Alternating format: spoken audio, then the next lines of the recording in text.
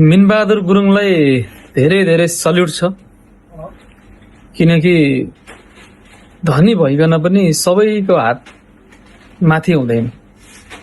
जति धनी त्यति झन् मान्छे कन्जुस हुन्छ।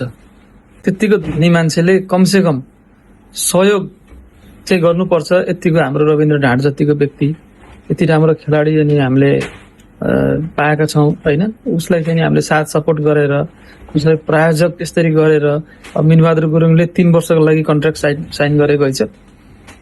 कमसेकम 50 लाख भन्दा बढीको चाहिँ उसलाई जिन्सी र क्यास गरेर सहयोग गर्दैछन्। यस्तो व्यक्ति आउनु पर्यो कि हामीलाई चाहिएको यस्तो व्यक्ति हो। धन कमाउने लिस्टमा चाहिँ टप 10 भित्र आउने, टप 3 भित्र आउने, तर कसैको लागि काम नआउने भएपछि त्यो धन के काम। अलिकति पैसा दान पनि गर, अलिकति पैसा सहयोग पनि गर गरिब दुखीलाई, बल्ल त्यो धनको अर्थ छ र त्यो मान्छे होइन भगवान भनेर मानिन्छ।